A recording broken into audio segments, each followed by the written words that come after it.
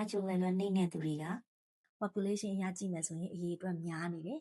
နောက်တစ်ချက်က IQ level နှိမ့်တဲ့သူတွေက EQ လို့ခေါ်တဲ့ဒီ emotion နဲ့ပတ်သက်တဲ့အပိုင်းတွေကိုလည်းထိန်းချုပ်မှုအားနည်းတတ်ကြတယ်နောက် IQ level နှိမ့်တဲ့သူတွေပိုဖောက်ပြန်တဲ့အကြောင်းအရာသူတို့ရဲ့ surrounding ကလည်းသူတို့နဲ့ IQ level တူတဲ့သူတွေဖြစ်တဲ့အတွက်သူတို့ရဲ့ဖောက်ပြန်မှုကိုကျင့်မှုတစ်ခုလို့လည်းမမြင်ဘူးကျင့်ဝတ်တစ်ခုလို့လည်းမမြင်ဘူးတားဆီးရမယ့်အရာလို့မမြင်ဘူးလို့အပြစ်တစ်ခုလို့လည်းမမြင်တဲ့ပတ်ဝန်းကျင်တွေဖြစ်နေတတ်ပါတယ်ဒါကြောင့်မို့ကျမတို့ကဖောက်ပြန်ခြင်းကိုကြည့်လိုက်လို့ရှိရင် IQ level နှိမ့်တဲ့သူတွေကပိုပြီးဖောက်ပြန်နိုင်ပြီးတော့ IQ level မြင့်တဲ့သူတွေကဖောက်ပြန်နိုင်မှုနည်းပါတယ် IQ level မြင့်တဲ့သူတွေကဖောက်ပြန်နိုင်မှုနည်းတယ်ဆိုတာသူနဲ့ individual compact ဖြစ်ဖို့အတွက်ကို person အရေးအတွက်ကနည်းနေတာဖြစ်တာတကြောင် IQ level မြင့်ရင် emotion ကိုလည်းထိန်းသိမ်းနိုင်တာတကြောင်နောက်တစ်ချက်ကတော့ IQ level မြင့်တဲ့အတွက်သူနဲ့ individual compatible ဖြစ်တဲ့သူကိုယ်တိုင်ကဒီလိုမျိုးကျင့်ဝတ်ဖောက်ပြန်မှုအမှုကိစ္စတို့ကို